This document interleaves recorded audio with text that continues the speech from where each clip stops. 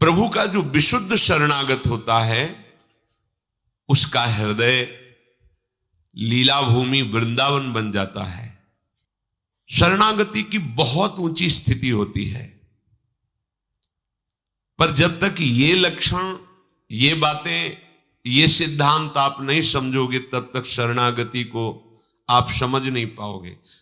हर चीज अब इतनी बहिर्मुख वृत्ति हो गई कि 5 मिनट एकांत शांत आंख मूंद के नहीं बैठ सकते। समस्त संसार प्रभु से उत्पन्न हुआ है, प्रभु में ही निवास कर रहा है और प्रभु में ही लीन हो जाएगा। तुम बस केवल मेरे को समर्पित हो जाओ। अन्य बल, अन्य आश्रय, अन्य भावना, इसका त्याग करके अनन्यास चिंतयन्तु माम, केवल मेरा अनन्य चिंतन करो। अनन्य चिंतन तभी होता है जब पूर्ण समर्पण होता है। ये भगवत प्रेम में सिद्ध हुए महापुरुषों के वचन हैं। पूर्ण समर्पण किसे कहते हैं और कैसे होता है? पूर्ण समर्पण किसे कहते हैं और कैसे होता है? जो भगवान की मांग है। ये जनाः पर्युपासते। कैसे उपासना? अनन्यास चिंतयन्तु मां, अन्य का चिंतन भी न होने पावे। ये बड़ी दिव्य स्थिति है और बड़ी आनंदमय स्थिति। बेपरवाह, परमार्थ व्यवहार बनो कि ना बनो, परमार्थ की चिंता, न व्यवहार की चिंता, न नरक का भय, न स्वर्ग मोक्ष की आस। कैसी महिमामय स्थिति! और ये समर्पण से प्राप्त होती है। ध्यान पूर्वक श्रवण करें और अपने आचरण में, अपनी एक एक वृत्ति में ये बात उतारें। वास्तविक पूर्ण समर्पण प्रभु करते हैं। हमें समर्पण की तैयारी करनी होती है। तैयारी हमें करनी होती है। कैसे करनी है?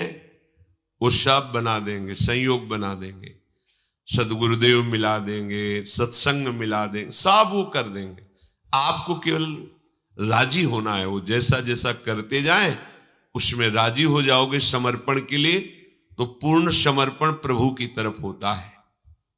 वो करुणा करके हमें स्वीकार कर लेते, तभी हमारा पूर्ण समर्पण होता है।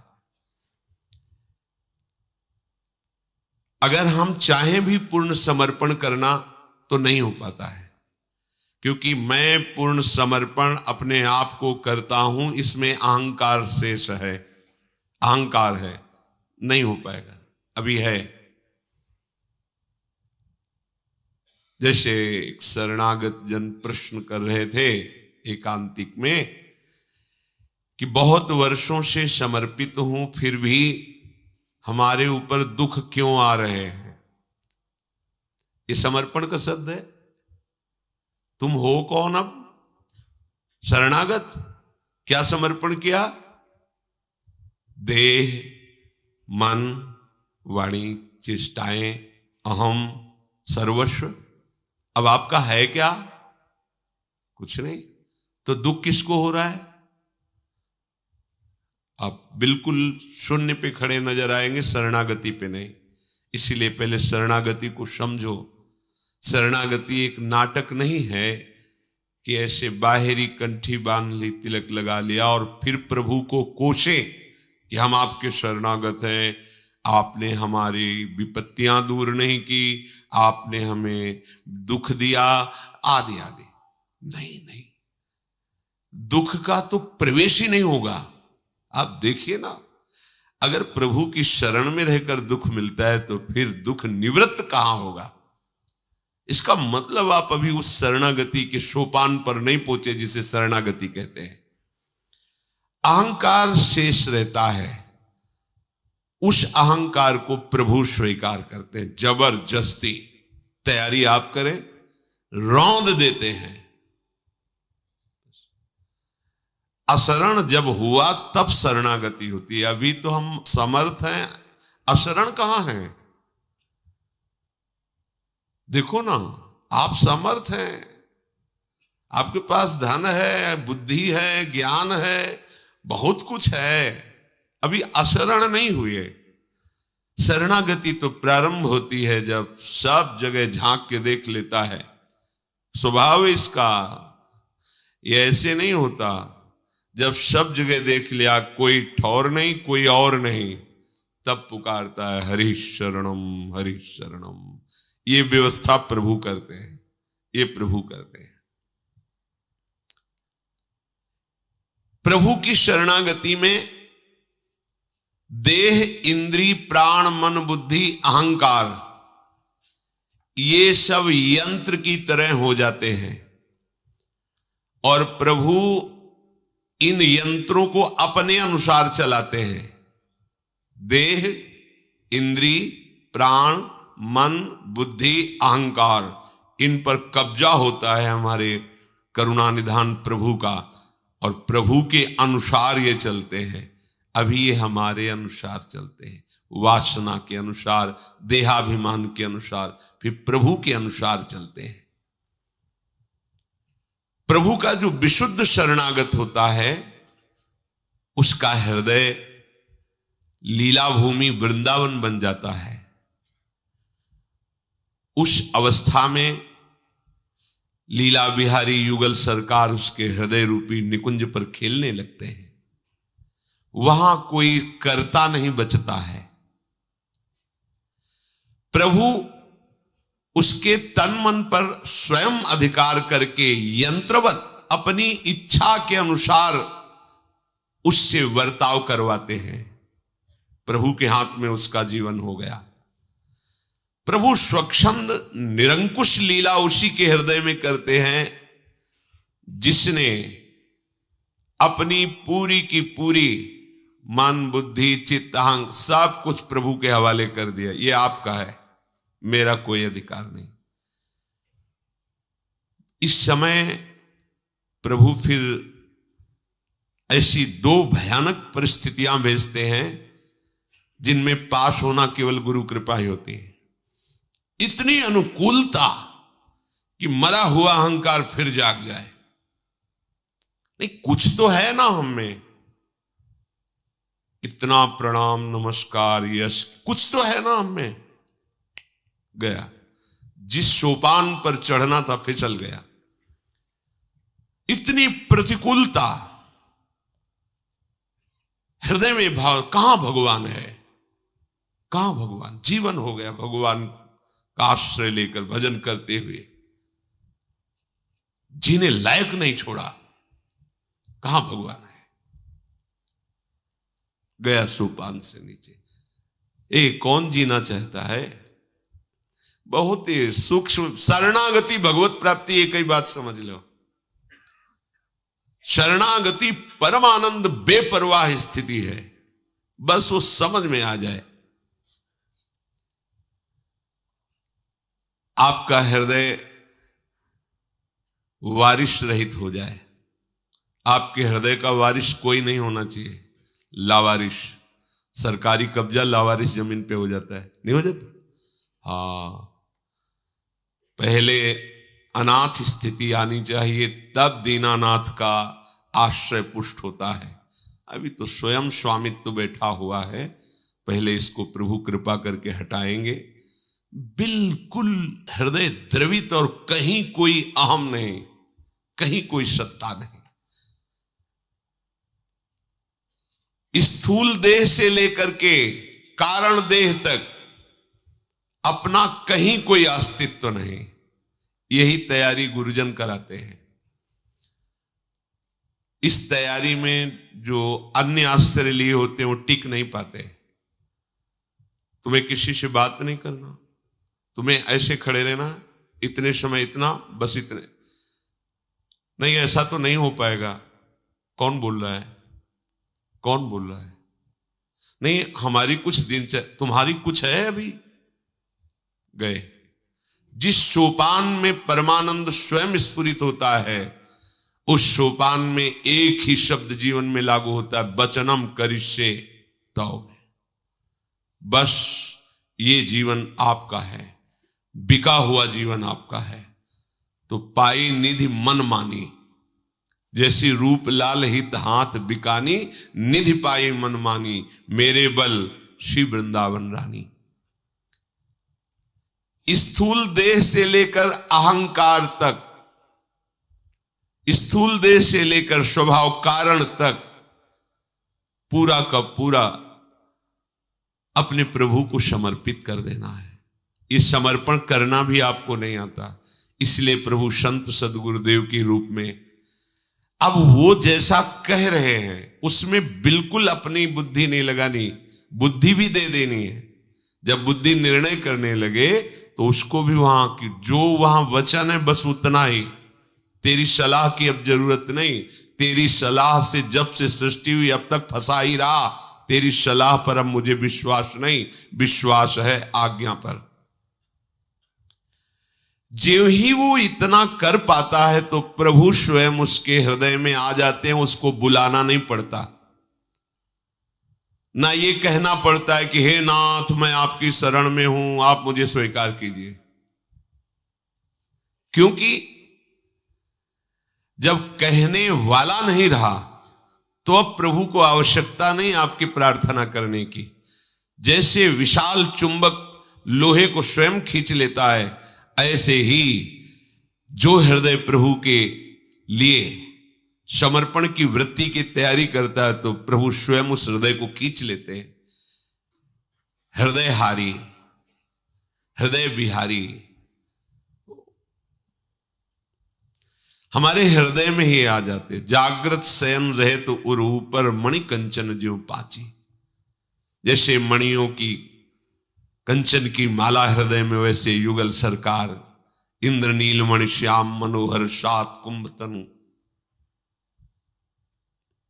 गोरी। आठों पहर उनको बुलाना नहीं पड़ता। यहां ये पद्धति नहीं कभी आए और एक बार दर्शन दे दिए, ऐसे नहीं। ये प्रेमियों का गढ़ है। यहां पी मूर्ति नैनन बसे तेहि रस है समाय, यहां तन मन से बिछुरे नहीं, चाह बढ़े दिन रैन, पर कबहु संजोग न मानहि, देखें भरी भरी नैन। स्वयमेव उसके मन को, बुद्धि को, चित्त को, अहम को प्रभु खींच करके अपनी लीला भूमि बना देते हैं। इस स्थिति तक पहुंचने के लिए बहुत अनुभूत महापुरुषों के कुछ सूत्र हैं, सिद्धांत हैं। इनके आधार पर यदि आप चलेंगे तो आपकी शरणागति पूर्ण हो जाएगी, अर्थात भगवान अपनी तरफ से आकर आपके हृदय में प्रकाशित हो जाएंगे। शरणागति की बहुत ऊंची स्थिति होती है, पर जब तक ये लक्षण, ये बातें, ये सिद्धांत आप नहीं समझोगे तब तक शरणागति को आप समझ नहीं पाओगे। और जिसे हम समझा नहीं तो फिर स्थिति कैसे आएगी। सबसे पहला शरणागति का लक्षण है नित्य निरंतर प्रभु का भजन करने का भाव होना। प्रारंभ, शरणागति का प्रारंभ कहां से होता है? भजन से। कैसा भजन? नित्य निरंतर प्रभु के अनन्य भजन का। एक भरोसो, एक बल, एक आस विश्वास, एक राम घनश्याम हित, चातक तुलसीदास। एक निष्ठा पे आ जाओ। जैसे कई जन प्रश्न करते हैं कि हम अमुक अमुक अमुक अमुक इन सब की पूजा करते हैं, सबको भजते हैं, तो क्या गलत है? नहीं, गलत कैसे हो सकता है? बहुत बढ़िया है।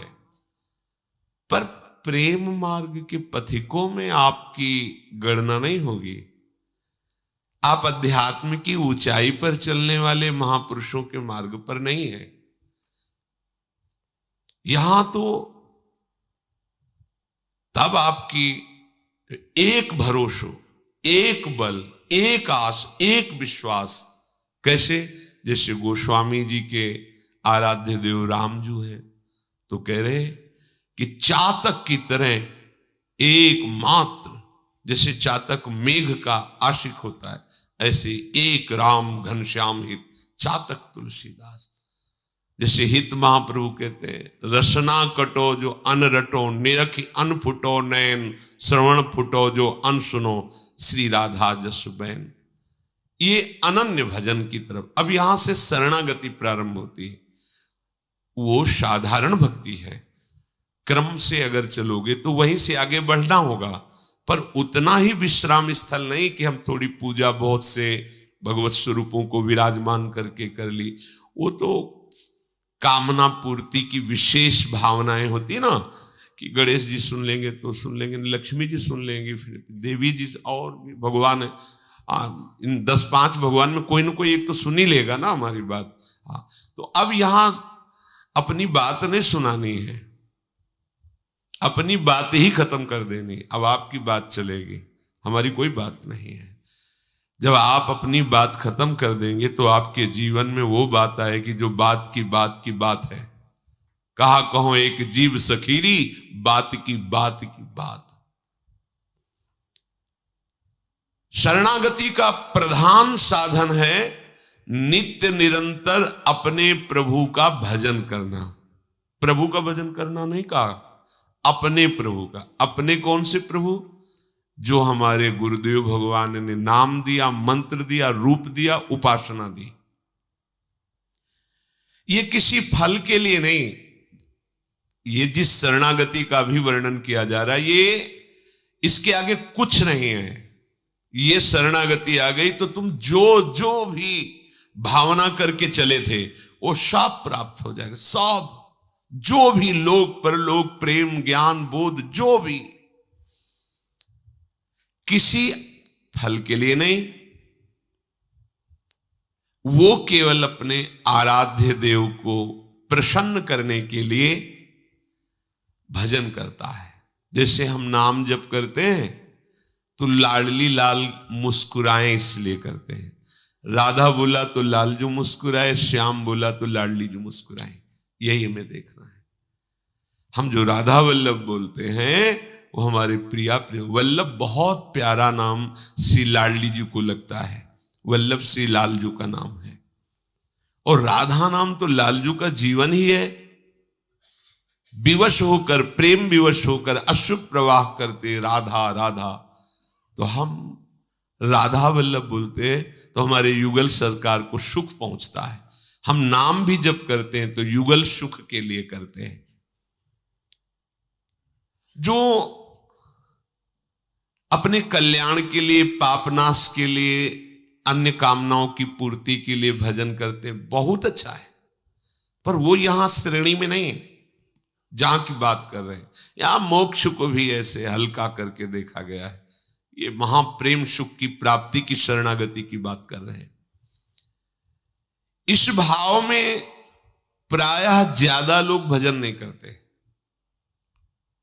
जिस शरणागति की चर्चा होने जा रही, इस पर प्रायः लोग नहीं चलते, क्योंकि उनको शरीर सत्य लगता है, शरीर के रिश्ते नाते, भोग सामग्री सब सत्य लगती। तो जो सत्य है उसी पर महत्व है, और जहां महत्व है वही चाह है।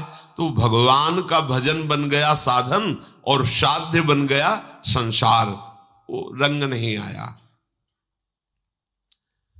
वो इसीलिए ऐसा करने को बाध्य हैं, उनको करना ही पड़ेगा, क्योंकि उन्होंने संसार को सत्य माना है। जैसे कल इस सत्संग में चर्चा कर रहे थे, कल या परसों, कि सब जीने की तैयारी कर रहे हैं, मरने की तैयारी कौन कर रहा है? जो बहुत बड़ा कार्य है कि आगे अब हमें मरना ना पड़े, एक बार मरना ही पड़ेगा, तो हम ऐसी तैयारी कर लें कि फिर अब दोबारा मरना ना पड़े। वो है प्रियालाल के चरणों के समीप पहुंच जाना, जीते जी चिंतन में। जैसे जीवन धारण के लिए श्वास लेना अनिवार्य है, ऐसे ही मनुष्य शरीर प्राप्त होने पर भगवत प्राप्ति अनिवार्य है। अनिवार्य है, कोई दूसरा उपाय नहीं दुखों से निवृत्त होने का। तो शरणागति के प्रथम सोपान पर खड़े होने वाले उपासक के लिए सबसे पहला सूत्र है अपने प्रभु का अनन्य भजन। एक एक शब्द में भाव है अपने प्रभु, और जो अपना होता है उसकी याद सहजता में आती है। आपने प्रभु को अपना ना मानकर देह को अपना माना, अन्य को अपना माना, तो सहज में चिंतन हो रहा है अपने प्रभु का निरंतर भजन, अपनी प्यारी जू, अपने प्यारे जू। सोते जागते उठते बैठते खाते पीते प्रत्येक क्रिया करते, श्वास लेते श्वास छोड़ते आपका नाम जब चलना चाहिए, भजन चलना चाहिए। भजन का विराम तब होता है जब अन्य जगह सुख बुद्धि होती है, महत्व बुद्धि होती है, अपनापन होता है। ध्यान देना, आपका भजन तभी खंडित होता है जब भजन से बढ़कर किसी से अपनापन है, किसी में सुख बुद्धि है, किसी में महत्व बुद्धि है। देख लीजिए, हम कुछ देख रहे हैं, भजन छूट गया, इसका मतलब वो भजन से बढ़कर हुआ। हम कुछ खा रहे हैं, उसके स्वाद में भजन छूट गया, इसका मतलब भजन से बढ़कर स्वादिष्ट वो मुझे लगा। हम किसी से मिल रहे हैं, भजन छूट गया, इसका मतलब भजन से बढ़कर के वो हमारा प्यारा हुआ। ये सावधानी। यदि किसी कारण से थोड़ी असावधानी से थोड़ी देर के लिए, क्षण भर के लिए भजन रुका, तो उसको इतना कष्ट होता है जैसे किसी का दम घोटा जाए तो कैसा लगेगा। सांस और मुंह बंद कर दिया जब कैसा लगेगा। इसलिए देवर्षि नारद जी ने लिखा है, तदर्पिता अखिलाचारिता तद विस्मरणेन परम व्याकुलतेति। जैसे मछली को जल से अलग करो तड़पने लगती है, ऐसे हृदय जलने लगे। एक क्षण हो गया, प्रभु का नाम छूट गया, अब उसको असहनीय हो गया। वो वस्तु, वो व्यक्ति, वो क्रिया जिससे भजन छूटा, अब भूल करके भी ऐसा नहीं होने देंगे। उसे ऐसी व्याकुलता होती कि वो भजन छोड़ ही नहीं सकता। तद स्मरणे परम व्याकुलते थे, ओहो परम व्याकुलते थे। देखो, हम शरणागत जन हैं, व्यर्थ के कामों में अपने इस प्रियालाल का भजन छोड़ देते हैं। व्यर्थ के, न लोक के लायक न परलोक के लायक, ऐसी क्रियाओं में, ऐसे दर्शन में। आप टीवी देख रहे हैं, ना लोक में तुम्हारे काम आएगी न परलोक में काम आएगी। क्या टीवी देखने से पेट भर जाएगा तुम्हारा? टीवी देखने से तुम्हारा पुण्य बढ़ेगा क्या? टीवी देखने से तुम्हारा हृदय पवित्र होगा क्या? आप और भी गेम, ताश, जो भी, जैसे इतना समय व्यर्थ नष्ट करते हैं लोग। अब मान लो आप पहले पुराने जमाने में 10-20 लोग बैठ के ताश खेल, अब तो मोबाइल समर्थ है, किसी की जरूरत नहीं, लगे हैं उसे। अंतर्मुख कब हो गए भैया? कब अपने हृदय विहारी प्रभु को अपने हृदय में देखने की? बाहर तो तुम्हारी दृष्टि पूरी मोबाइल में है। हर चीज अब इतनी बहिर्मुख वृत्ति हो गई कि 5 मिनट एकांत शांत आंख मूंद के नहीं बैठ सकते। अगर 5 मिनट भी है तो मोबाइल में लग गए। आप कहां के पथिक हो, आप कहां पहुंच रहे हो, ये तो ध्यान दीजिए। आपके चिंतन को घसीटने के लिए, आपको बहिर्मुख करने के लिए माया ऐसे यंत्र भेजेगी, व्यक्ति भेजेगी, पदार्थ भेजेगी, घटना भेजेगी। आपको अंतर्मुख रहना है। तदस्मरणेन व्याकुलते थी। आप तो आनंदित हो रहे हैं विस्मरण करके, तो आप शरणागत हैं। पहले ही लक्षण में आप फेल हो रहे हैं। जब हम भजन का ये स्वरूप समझते हैं, नित्य निरंतर भजन करने का प्रयास करते हैं, तो भगवान हमारे चित्त में ऐसी सामर्थ्य दे देते कि निरंतर भजन होने लगता है। ध्यान दीजिए, जब हम नित्य निरंतर भजन करने के लिए व्याकुल होते हैं, अभ्यास में तत्पर होते हैं, प्रभु से रोते हैं कि देखो हम इन भोगों में परास्त हो रहे हैं, आपका चिंतन छूट जाता है, तो वो कृपा करते हैं, चित्त में ऐसी सामर्थ्य देते हैं। चित्त के अधिष्ठात्र देवता भगवान वासुदेव श्री कृष्ण है। वो चित्त में ऐसी सामर्थ्य दे देते कि निरंतर चिंतन होता। मुरारी पादार्पित चित्त वृत्ति। अब प्रभु के सिवा कोई कल्पना ही नहीं उठती। जैसे जो इस प्रथम सोपान पर नहीं खड़े हैं वो उपासक देखें, मन एक रचना करता रहता है फालतू की, कभी भयावह, कभी सुखद, कभी भोगों की, कभी वो चलता रहता है। बस इसी को तो नष्ट करना साधना है, इसी को रोक देना साधना है, उसमें भागवतिकता भर देना साधना है। जब चित्त में प्रभु ने सामर्थ्य दी तो अब चित्त में कोई कल्पना ही नहीं, मनोराज्य ही नहीं होता। इतनी गुंजाइश किसी एक वृत्ति में भी नहीं रह गई कि क्षण भर के लिए वो प्रभु को भूल जाए, किसी और से अपनापन कर सके। बस जहां ऐसी प्रथम भजन की स्थिति आई, अब उसके अंदर ऐसा त्याग बढ़ता है। जो हम लोग परेशान हैं, ये भोग, ये विकार हमें परेशान करता है, ऐसा त्याग बढ़ता है। कई बार कहा गया है ये बात, त्रिभुवन विभव हेतवे प्यकुंठ स्मृति रजितात्म सुरादिभिर विमृग्यात् न चलति भगवत पदारविंदा लव निमेषार्धमपि यह स वैष्णवाज्ञा। बड़े बड़े महापुरुष जिनकी खोज करते रहते हैं, जिन भगवत पादारविंदों की प्राप्ति के लिए बड़ी बड़ी साधनाएं करते रहते, प्राप्त करना बड़ा कठिन है। ऐसे त्रिलोकीनाथ भगवान श्री हरि के जो स्मरण में इतनी महत्व बुद्धि रख दिए हैं कि त्रिलोकी के संपूर्ण वैभव के देने पर भी वो आधे पल के लिए, आधे क्षण के लिए भी प्रभु का चिंतन नहीं छोड़ते हैं। वही महाभागवत है, इस कोटि का, त्रिलोकी की संपत्ति, त्रिलोकी।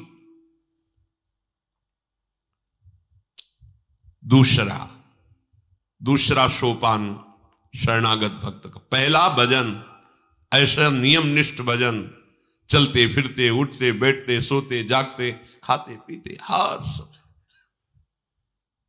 ये पहली शरणागति की सोपान स्थिति। शरणागति से बढ़कर कोई स्थिति नहीं, आप समझ लो। पहली सोपान स्थिति, बस अगर एक भी आ जाए तो सब अपने आप आ जाएंगे। एक भी पकड़ लो, नियमनिष्ठ होकर एक बात पकड़ लो, सब बात बन जाएगी। अब एक उपासक बोले कि किसी संत भगवान ने कहा है कि भगवान तो बड़े ठाठ बाट से रहते हैं और सुबह तक सोते हैं, तो अब आप कहते हैं कि 2 बजे जग जाओ, 4 बजे जग जाओ। भगवान को जब सोने के लिए दिया गया तो हम तो उनके बच्चे हैं, हम भी सोते हैं 8-9 बजे तक। आप तो ऐसा कहते। प्रश्न किया था एकांतिक में, नींद जो होती है ये तमोगुण जनित होती है, भगवान त्रिगुणातीत है। अरे बावरे, भगवान का भजन करने वालों को नींद नहीं परास्त कर सकती। तमोगुण जितना अधिक होगा उतने नींद तुम्हें परेशान करेगी। भगवान का भजन त्रिगुणातीत है।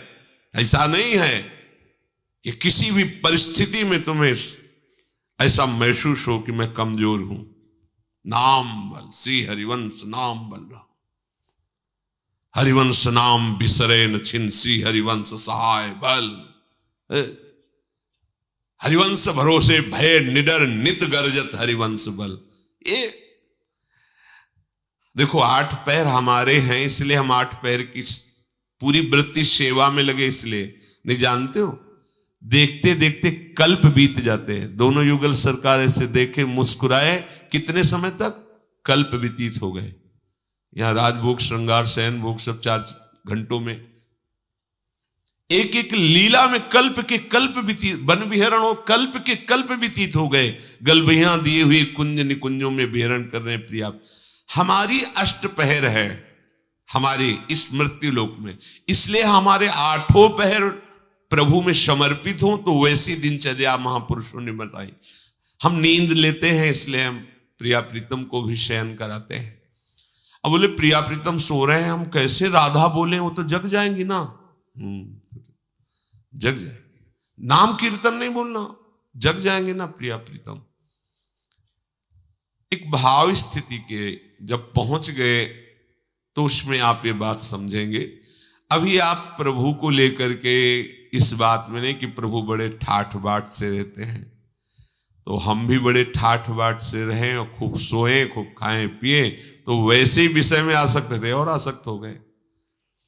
देखो, थोड़ा सावधानी पूर्वक चलना पड़ेगा, बातों से नहीं होगा। अब संतों की मस्ती होती है, कौन संत किस स्थिति में कहाँ क्या बोलता है, उसकी एक अपनी महिमा है और तुम उनकी बातों को समझ नहीं पाओगे। बोले अब हम थोड़ी भजन करते हैं, हमारा भजन भगवान करते हैं, खुद करते हैं, राम करते हैं। अब कितनी ऊंची स्थिति, आपको यही बोलोगे। तो बोले थे एक संत, अब हमें भजन नहीं करना हो तो राम हमारा भजन करते हैं, तो ठीक है। आप पहले जिस मार्ग में चलना है उस मार्ग को समझिए। बड़े बड़े महापुरुष बड़ी ऊंचाई से बात करते हैं। अब ये हरिराम व्यास जी कह रहे हैं, काहू के बल भजन को, किसी को भजन का बल है, किसी को आचरण का बल है, जितेंद्रियता, संयम, नियम आदि, पवित्रता, व्रत आदि। हमको तो इन सब का कोई भरोसा नहीं, एकमात्र महारानी जी के गोरे चरणों का भरोसा। पैर पसार के आराम से सो रहा हूं। सो रहे हैं कब, सोवत पाव पसार, तमोगुणी वृत्ति में थोड़ी, भरोसे पे निश्चिंत हो जाना, ये संबोधन है। हमें भजन का भरोसा नहीं, पता नहीं मूर्छित हो छूट गया तो, अभी मूर्छित हो गए तो उस समय भी गोरे चरणारविंद का संबंध हमें श्री जी की प्राप्ति करेगा। संबंध का विस्मरण नहीं होता, संबंध से ही आगे की योनि प्राप्त होती है। समझो, जो संबंध लेकर मूर्छा हुई वही जागरण पर आपको अनुभव में आएगी। ऐसे ही जो संबंध लेकर आप मरे वही आगे आपको अगली योनि में पहुंच। तो हमारा संबंध है लाडली जू से, तो हमारा संबंध लाडली जू की प्राप्ति करे। ये कितनी ऊंची स्थिति में बात कर रहे हैं। वहां पहुंचने के लिए प्रथम सोपान, अब द्वितीय सोपान। हमारे प्रभु ही सब रूपों में हैं। ये छोटी मोटी बात नहीं, शरणागति। जिसे कह लिया कि हम तो शरणागत हैं, अब हमारा क्या कर्तव्य है, अब तो प्रभु योगक्षेमम वाम्यहम्। तुम भोगो विषय, मनमानी पापाचरण करो, मनमानी करो, और जब कहीं तुम पर शासन करने की बात आवे कि आप अपना सुधार के, तो बोले शरणागत हैं। वही है सोई जो राम रचि राखा, को करी तर्क बढ़ावे शाखा। प्रभु की इच्छा के बिना एक पत्ता भी नहीं हिलता, तो मेरा जो कुछ भी है वो सब प्रभु से ही हो रहा है। अपने मनमानी आचरणों की पुष्टि करने के लिए विशुद्ध स्थितियों के शब्दों का प्रयोग किया जाता है। ये चालबाजी मत करो, मोहि कपट छल छिद्र न भावा, सीधे चलो तो पहुंच जाओगे परमानंद स्वरूप प्रभु के पास। समस्त संसार प्रभु से उत्पन्न हुआ है, प्रभु में ही निवास कर रहा है और प्रभु में ही लीन हो जाएगा। ये उत्पत्ति, स्थिति और विनाश की जो लीला है, इसमें विकृति दिखाई देती है, पर लीला पुरुषोत्तम भगवान इसमें समान भाव से विराजमान है। भगवान गीता जी में, अन्य शास्त्रों में, संतों के अनुभव में इसी रूप में आए हैं। केवल पहले प्रभु ही थे, मध्य में प्रभु ही हैं, बाद में प्रभु ही रहेंगे, बीच में जो दिखाई दे रहा है सब प्रभु ही हैं, पर हम जान नहीं पा रहे। दूसरे में कह रहे हैं कि जब आप भजन करोगे तो ये स्थिति, दूसरा सोपान अपने आप आ जाएगा। क्या? सब मेरे प्रभु हैं। जिनके द्रग हरि रंगी रंगे, ही हरि रहे समाए, नभ जल अवनि अनिल अनल, सब में श्याम दिखाए। कहीं न जाए मुख सो कछु, श्याम प्रेम की बात। नभ जल थल चर अचर सब, श्याम ही श्याम लखात। को काशों के ही विधि कहा, कहे हृदय की बात। हरि हेरत ही हरि गयो, हरि सर्वत्र लखात। हरि हेरत हिय हरि गयो, तो हरि सर्वत्र लखात।